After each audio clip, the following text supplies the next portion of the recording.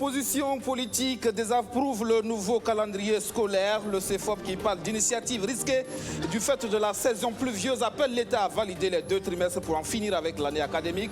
Le chef de file de l'opposition politique qui fait également des récriminations à propos de l'enrôlement biométrique des électeurs. L'enrôlement biométrique, justement, nous irons dans la cité de Zungrantenga pour constater l'effectivité de la reprise de l'opération d'enrôlement en vue des élections de 2020, 4 jours après la relance des activités de la Commission électorale nationale indépendante à Tenkodogo. Opérateurs de kits, superviseurs et usagers sont bien en place malgré quelques dysfonctionnements de divers ordres. L'impact de la pandémie sur les collectivités territoriales, elle pourrait perdre entre 11 et 30% du budget issu de leurs ressources propres, sans compter ce qu'elles perdent comme appui financier de l'État. C'est une étude du CIFWeb qui tire la sonnette d'alarme. Voici pour le sommaire. Bonsoir et bienvenue à tous. Merci de nous choisir. Un invité sur ce plateau, le professeur Chalmaï Ouedraogo, président de l'Ordre national des médecins du Burkina et membre donc du comité d'organisation du Coronaton. Bonsoir, professeur. Bonsoir. Merci de répondre à notre invitation. On sera avec vous dans un instant. Trop de dates non effectives pour la reprise des classes. L'opposition parle de tergiversation et d'attitude qui ne rassurent pas. Le chef de file de l'opposition politique a désavoué ce matin le nouveau calendrier scolaire arrêté par le gouvernement. Le gouvernement qui l'interpelle également sur le déroulement du processus d'enrôlement biométrique. Le CEFOP a décelé des insuffisances dans l'opération qui a repris le vendredi dernier. Roméo Koïta. Moins d'une semaine après la reprise des opérations d'enrôlement, l'opposition politique soulève déjà des insuffisances sur le terrain. Dispositifs d'enrôlement défaillants, problèmes d'énergie ou encore déficit de points d'enrôlement. Sur 34 villages rattachés à Fadangouma par exemple, plus de 50 sites sur 100 prévus seraient encore non opérationnels. Ces informations proviendraient des responsables locaux de l'opposition. Et il y aurait même des situations plus délicates dans le Bolgo. À Begdo, les représentants locaux du MPP ont tenté d'empêcher les militants d'autres partis, surtout ceux de l'opposition, de se faire enrôler. L'arrivée des autorités administratives et des représentants de l'opposition a permis heureusement que les choses rentrent dans l'ordre. Autre sujet important qui devrait aussi rapidement rentrer dans l'ordre selon le CEFOP, c'est celui de la reprise des cours. Mais à ce niveau, il y aurait trop de tergiversation de la part du gouvernement. Le report à plus d'une fois de la rentrée des classes dénote d'un manque de vision et de l'incapacité de l'exécutif à négocier une trêve sociale avec les partenaires sociaux, selon le CEFOP. La période du 1er juin retenue est le pire scénario, d'autant qu'elle interviendra en pleine saison pluvieuse. La formule de l'opposition est proche de celle de l'association des parents d'élèves. D'abord, par rapport à l'évaluation, il faut tenir compte des acquis. Les 2 premiers semestres qui sont là, on peut calculer les moyennes sur la base de ces deux semestres plutôt. Trimestres. Ensuite, il faut aussi faire en sorte que la période la plus critique, qui est la période hivernale, il faut l'éviter le maximum possible.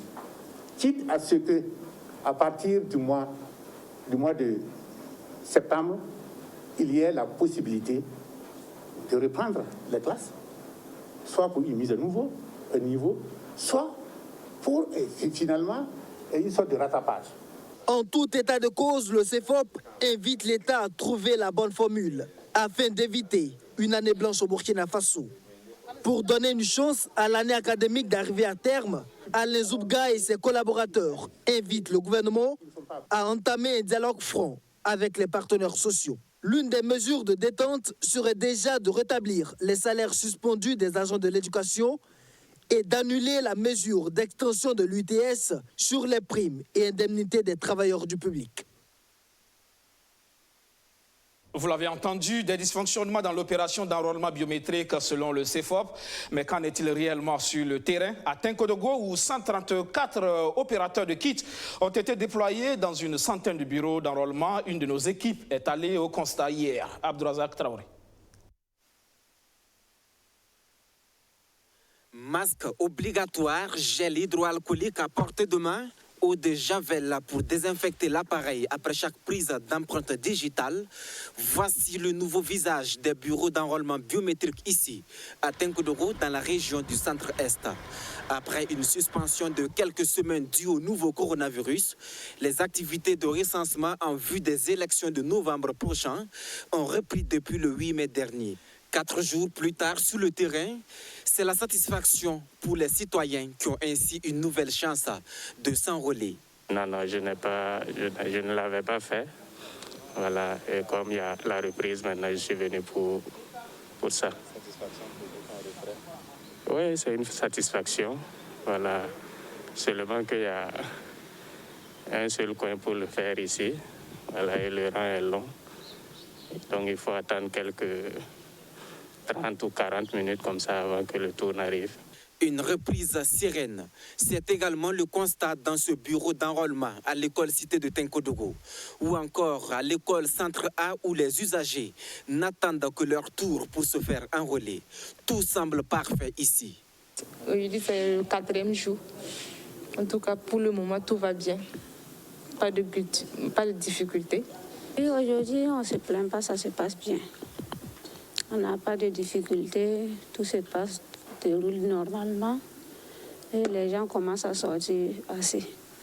Par contre, ici, à Gourgou, en périphérie de la ville, l'affluence n'est pas au rendez-vous. La raison est peut-être liée à la défaillance du matériel d'enrôlement. Après seulement 2 enrôlés, l'encre a fait défaut ce 11 mai. Les opérateurs se tournent les pouces jusqu'à ce que la superviseure arrive, heureusement, sur les lieux pour décanter la situation. S'il signale qu'il y a un problème d'encre, nous passons. Essayons d'abord de secouer pour voir si ce n'est pas parce que ce n'est pas secoué que ça ne passe pas. Maintenant, si réellement l'encre a un problème, on les change. Quelques soucis techniques, mais aussi la faiblesse du point de vue mobilisation des populations. Autant de réalités que vivent Alima Barayan et son équipe dans un autre bureau d'enrôlement à Gourgou. Elles n'ont pas la même chance que les autres. Elles sont sous un arbre exposées à tous les risques qui vont avec. Gourou, Anga, en tout cas, c'est pas facile. Quand il pleut, on n'a pas un endroit pour nous cacher. Il faut aller demander aux villageois et rentrer. Aussi, on a vraiment un problème. Souvent, quand il pleut, on n'arrive même pas. Il n'y a pas un courant à Gourgou. Donc, le soleil, on n'arrive pas à travailler. Et il y a d'autres villageoises même qui se plaignent parce qu'on n'est pas venu tous les prévenir. Donc, il faut passer dans les maisons pour négocier, pour qu'ils sortent à s'enrôler. En dépit de toutes ces difficultés, les équipes ne plient pas l'échine. Elles sont en place pour servir les populations. Constat fait par la superviseure de la ville. Donc, à l'heure actuelle, hier, nous sommes sortis faire des expos sur le terrain. Et dans l'ensemble, nous pouvons dire que tous les opérateurs sont à leur poste et le travail se passe bien. L'autre goulot d'étranglement qui ralentit la dynamique des équipes sur le terrain, c'est bien le problème d'énergie. Donc, en ces temps de saison pluvieux qui s'amorcent, nous avons des difficultés parce que le soleil n'est plus ça, donc ça n'arrive plus à charger nos équipements. Donc, il y a beaucoup d'opérateurs qui appellent pour se plaindre, ce qui fait que nous sommes obligés d'utiliser souvent l'énergie aussi des groupes pour pouvoir travailler. Donc, c'est le principal problème que nous avons, c'est l'énergie. Il y a aussi cette inquiétude exprimée par plusieurs citoyens rencontrés sur les lieux d'enrôlement. Ils regrettent l'absence de forces de sécurité dans les centres. Mais il n'y a pas à se faire du mauvais sang. C'est d'ailleurs un bon signal, c'est la preuve que le niveau sécuritaire n'est pas alarmant. Rassure la CENI, la Commission électorale nationale indépendante. Tenkodoro dans le Boulgou, mais aussi Fada dans le Gourma, où la reprise de l'opération d'enrôlement est effective. Elle se déroule jusqu'au 17 mai prochain. De quoi permettre aux populations de Tibga de pouvoir s'enrôler. Elles qui bénéficient depuis le week-end dernier d'une opération spéciale de délivrance de cartes nationales d'identité burkinabé grâce à des fils de la région. Une opération qui sert de test à l'Office national d'identification ONI, qui a testé son dispositif de riposte à la pandémie. Majid Bakwa. Après avoir respecté les mesures de prévention contre la Covid-19, ce monsieur se fait enregistrer pour bénéficier de la carte nationale d'identité burkinabé. Cette opération d'établissement de CNB à Tibga dans la province du Gourma se veut un texte du plan d'adaptation de l'Office national d'identification dans un contexte de coronavirus. Nous avons été sollicités par des citoyens ressortissants de la commune de Tibga qui ont voulu qu'on fasse une opération dans cette localité. Et nous avons saisi justement l'opportunité qui était ici présentée pour tester notre dispositif dans un but pédagogique, pour à la fois démontrer aux agents comment on doit procéder pour à la fois respecter les mesures qui sont édictées par le gouvernement à l'égard d'eux-mêmes pour leur propre santé, mais aussi à l'égard des populations qui en font la demande. Selon le directeur général de l'ONU, Aristide Béré, la reprise des activités n'est pas sans conséquence pour les agents sur le terrain. Ils sont exposés à 2 niveaux. Le premier niveau, c'est la prise des empreintes. Vous avez constaté que vous-même, le personnel est obligé de saisir le doigt du citoyen qui en fait la demande pour apposer le doigt sur la case qui est réservée pour les empreintes. Le deuxième point, c'est au niveau de la prise de photo que vous avez remarqué, parce qu'on ne peut pas rester à une distance assez longue pour pouvoir prendre la photo. On est obligé quelquefois d'être à moins même d'1 mètre pour pouvoir faire la photo. Les ressortissants de la commune de Tibga sont les initiateurs de cette opération grâce à l'appui financier de la République populaire de Chine. Une opération qui permettra d'offrir gratuitement 500 CNB aux populations de cette localité. Donc c'est un honneur en plus que d'ici quelques jours, en tout cas les 500 personnes bénéficiaires pourront en tout cas posséder ce document que nous estimons en tout cas de première nécessité. Si cette phase test est concluante, l'opération de délivrance massive de CNB se poursuivra dans 8 régions du 25 mai au 18 juin 2020. Ces chiffres à présent, plus de 34 milliards de francs CFA d'appui étatique. Voilà ce que les communes du Burkina pourraient perdre à cause de la pandémie de coronavirus. Elles risquent également de perdre 11 à 30% du budget issu de leurs recettes fiscales du fait des mesures d'allègement décrétées par le gouvernement. C'est le CIFOWEB qui interpelle. Le Centre d'information, de formation et d'études sur le budget a mené une étude sur la question. Juliette Ougri, Rémi Lambert-Nébier. L'une des principales conséquences de la COVID-19 sur les collectivités territoriales du Burkina sera financière. Selon les analyses du Centre d'information, de formation et d'études sur le budget CIFOWEB, elles enregistreront aussi bien des pertes sur leurs ressources propres que sur les appuis financiers de l'État du fait des mesures prises par le gouvernement pour lutter contre la pandémie. Le CIFOWEB illustre ses analyses par une simulation de pertes au niveau de 3 communes au profil différent. Ainsi, la perte des recettes de la commune de Ouagadougou est estimée à 7 456 406 233 francs, soit 25,12% de ressources propres. Et pour la commune de Ouaïguia, la détérioration de ces ressources peut aller de l'ordre de 96 861 667 francs CFA, soit 16,72% de ressources propres. Quant à la commune de Malba, une commune rurale, ces pertes peuvent s'élever à 2 474 000 francs CFA, soit 19,17% des ressources propres. Projetées sur l'ensemble des communes, les analyses du CIFOWEB prévoient des pertes de leurs ressources propres allant de 11 à 30%. Quant aux appuis financiers de l'État, les risques de perte sont chiffrés à 34,75 milliards de francs CFA. Le transfert des ressources aux collectivités territoriales par l'État se situerait actuellement à 11% sur un engagement de 15%. Et le CIFOWEB craint qu'il soit suspendu au regard des difficultés budgétaires que l'État pourrait rencontrer. Une telle éventualité signifierait une limitation de fourniture de services publics dans certains secteurs sociaux, notamment l'eau et l'assainissement, l'éducation et la santé. Par exemple, la gratuité de l'eau aux bonnes fontaines va accroître la pression sur ces points d'eau, augmentant ainsi les risques de panne à la charge des collectivités territoriales. Réduire les dotations ou les ressources transférées reviendra à faire subir les collectivités territoriales un double coup des mesures de lutte contre le Covid-19.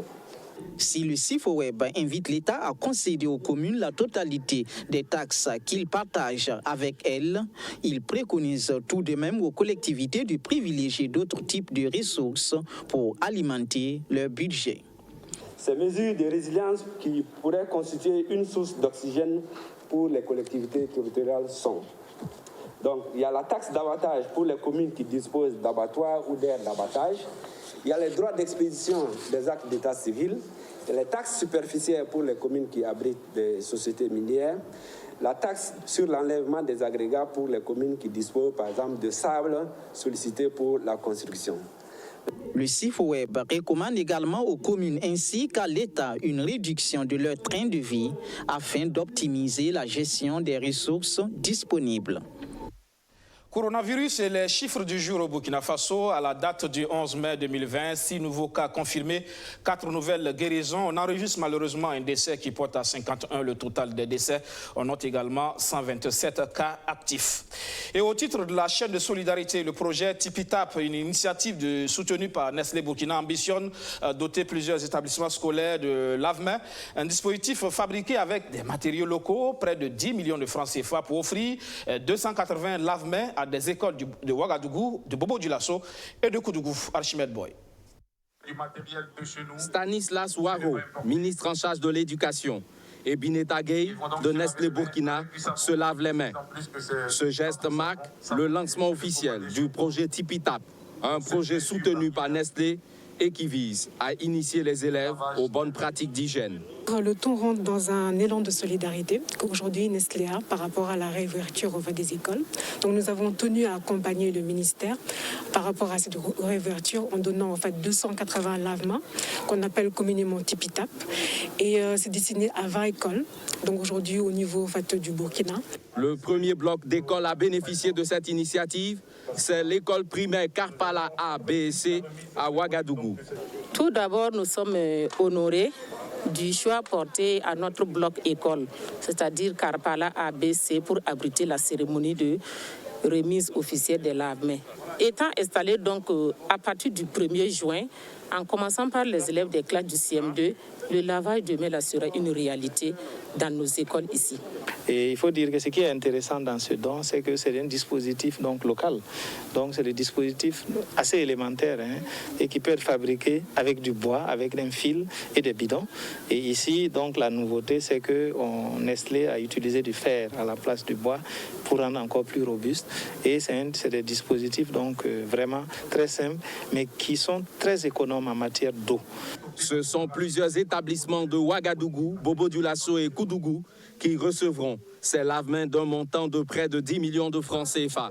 Nestlé veut ainsi mettre à la disposition des élèves le dispositif sanitaire nécessaire pour prévenir la propagation de plusieurs infections communes. Il y a cette deuxième contribution de l'exécutif à l'effort de guerre contre le nouveau coronavirus. Après la cession des salaires, les membres du gouvernement viennent d'honorer leur engagement pris au lancement du coronaton de l'Assemblée nationale. Un chèque de 30 millions de francs CFA remis ce mardi au comité de gestion de cette initiative qui se veut populaire et citoyenne. Justin Monto. Ce don de 30 millions de francs CFA est une contribution du gouvernement au coronaton lancé par l'Assemblée nationale le 9 avril dernier. Chose promise, chose due, serait-on tenté de dire. Vous vous souviendrez que son Excellence le Premier ministre a annoncé lors du lancement du coronaton le 9 avril dernier une contribution de 30 millions de francs CFA pour le compte du gouvernement. Et cette contribution émane des salaires des différents membres du gouvernement. Aujourd'hui, en tant que ministre en charge de la solidarité nationale et ministre du budget et le ministre de la communication, nous avons été mandatés par son Excellence le Premier ministre de venir remettre ce don aujourd'hui au président de l'Assemblée nationale qui a initié cette initiative que le gouvernement soutient. Pour nous, c'est l'occasion de remercier son Excellence, Monsieur le Président du FASO, remercier le Premier ministre et les membres du gouvernement pour cet appui qui a été fait pour le coronaton et ce qui va sans dire pour le peuple entier. Parce que les fonds qui seront récoltés feront un retour, quoi qu'on dise, vers les populations. Sur l'utilisation des fonds reçus dans le cadre du Coronaton, le président de l'Assemblée nationale promet une utilisation transparente. Et sur ce plateau, donc, pour faire le bilan à l'étape actuelle, on en parle avec l'invité de ce 19h30, le professeur Charlemagne Ouedraogo, président de l'Ordre national des médecins du Burkina et membre du comité en charge de l'organisation de ce Coronaton. Bonsoir, professeur. Bonsoir. Merci de répondre à notre invitation. On est à 2 jours de la fin de cette initiative, mais déjà, est-ce qu'on peut revenir sur les fondements de l'initiative? C'est vrai qu'il y a eu quand même quelques polémiques au départ sur qui devait porter. On a pensé que ce n'était pas dans le rôle de l'Assemblée de porter une telle initiative. Elle aurait pu être portée par la société civile, comme votre l'ordre par exemple, ou peut-être le gouvernement à travers le ministère en charge donc, de la Solidarité nationale ou le ministère de la Santé. Quels ont été les fondements justement de cette initiative? Alors merci. Alors il faut dire que c'est une polémique qui n'a pas lieu d'être parce que toute initiative qui vise à mobiliser des ressources pour contribuer à la riposte contre la Covid-19 est la bienvenue. Et c'est en ce sens que l'ensemble des ordres en santé, dont l'ordre des médecins, l'ordre des pharmaciens, l'ordre des sages-femmes, l'ordre des infirmiers, l'ordre des vétérinaires et des chirurgiens dentistes se sont mobilisés pour accompagner donc le législateur qui a bien voulu donc lancer cette initiative citoyenne et populaire. L'objectif, c'est de conscientiser chaque citoyen pour donner l'opportunité à chaque citoyen de contribuer, ne serait-ce que 1 franc ou ne serait-ce que par une bénédiction à l'équipe qui est chargée donc de cette riposte-là.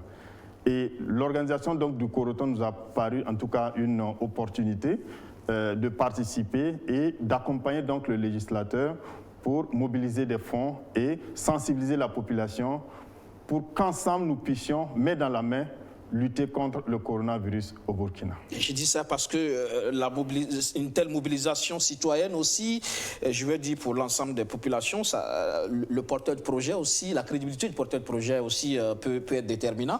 Alors finalement, est-ce qu'on peut dire à 2 jours de la fin donc, de ce Coronaton, ça c'est pour le 14 mai, à l'étape actuelle des choses, est-ce qu'on peut dire que l'objectif qui est cette mobilisation populaire autour de la question a été atteint? Disons que l'objectif nous semble atteint parce que nous nous sommes fait entendre partout. Nous avons reçu la contribution souvent de personnes qui ont 8 ans, qui ont 5 ans, qui ont regardé la télévision et qui ont demandé à leurs parents de souscrire pour 10 francs, pour 25 francs. C'était l'objectif.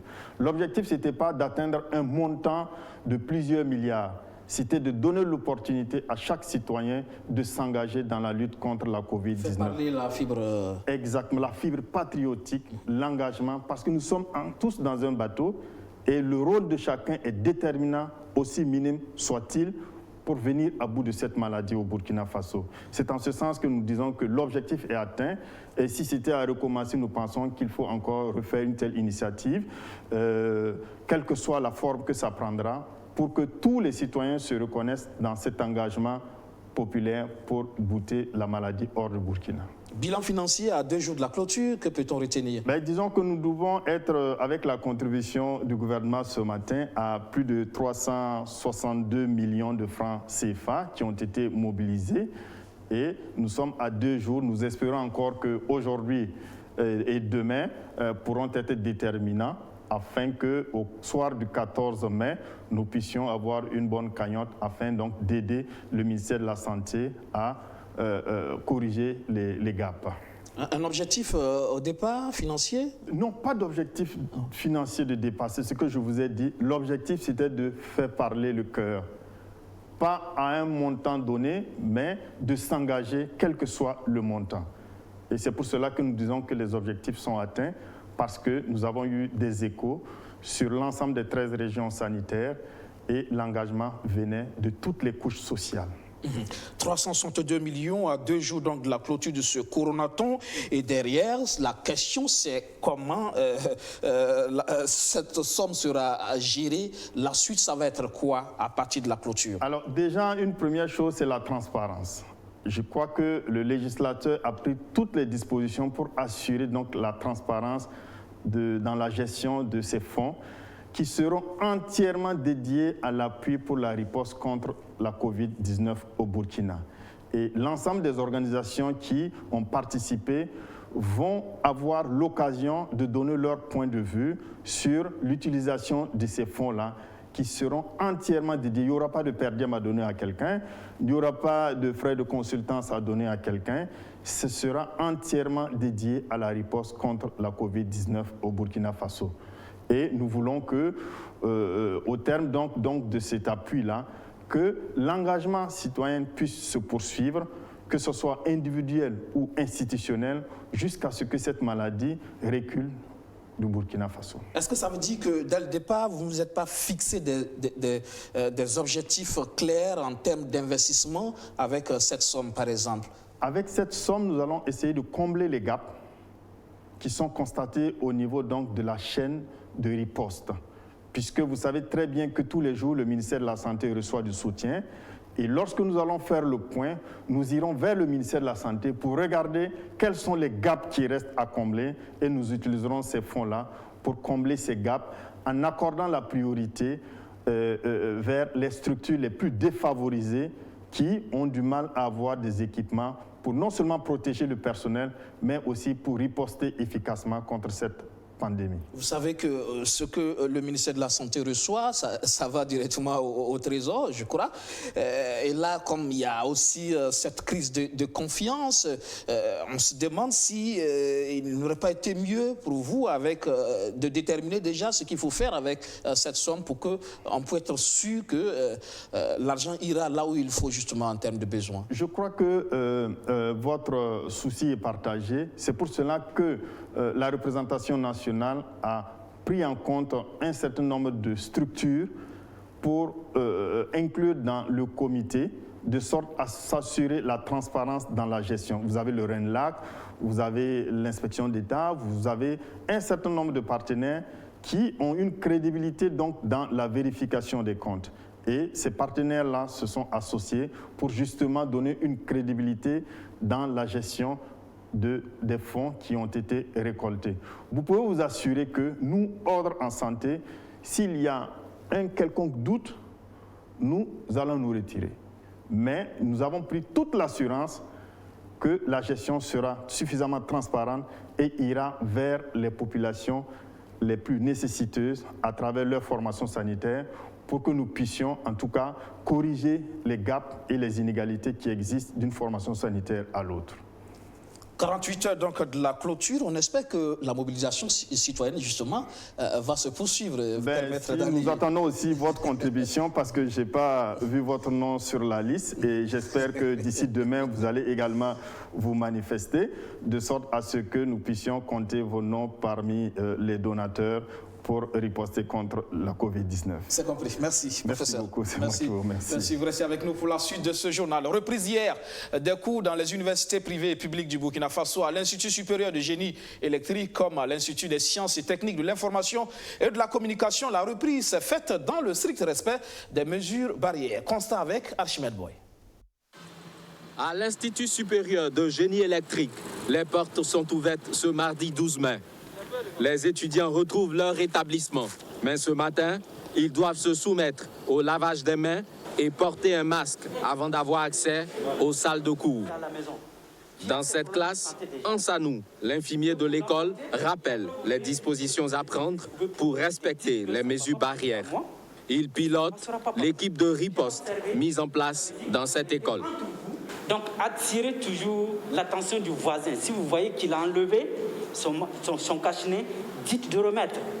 On a fait de sorte à ce qu'on vienne en petits groupes, permettant à chacun de rester vraiment dans la mesure du possible, au moins à 1 mètre de l'un l'autre.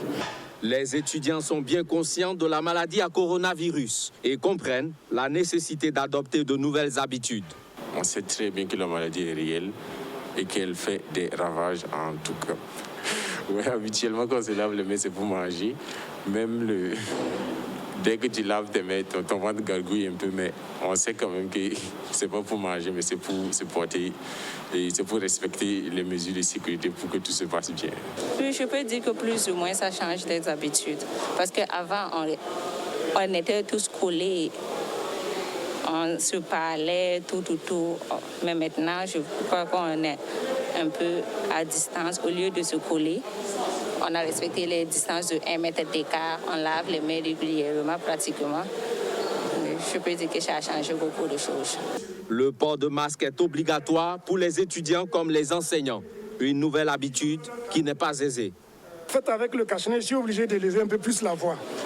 Donc, c'est clair que on ne va pas chercher un micro parce que ce n'est pas des effectifs pléthoriques, hein, c'est des effectifs réduits. Ce que je fais personnellement aussi, c'est de faire l'effort de me déplacer de temps à autre tout en respectant la distance, en tout cas, qui est requise. La situation de la Covid-19 a suscité le génie créateur de certains étudiants de l'Institut. Ils ont inventé ce tunnel de désinfection et ce lave-mains automatique.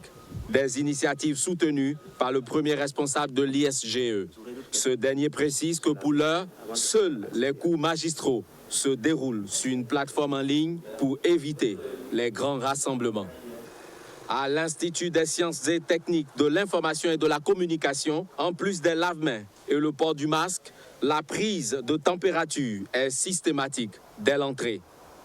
Ici, pour respecter la distanciation sociale, les étudiants sont scindés en 2 groupes et suivent les cours par visioconférence. Ça, c'est un petit système en vidéo qui permet également aux étudiants d'intervenir et de pouvoir interagir avec le professeur. En perspective, nous comptons aussi animer des plateformes vers lesquelles nous allons assurer un maximum de cours pour pouvoir avancer. Pour cette reprise, l'ISTIC met l'accent sur les étudiants en fin de cycle. Il recevra dès le 18 mai prochain les étudiants de première année pour achever le programme de l'année académique en cours. C'est la fin de cette session d'information. Merci de l'avoir suivi. Excellente soirée sur notre chaîne. Bonsoir.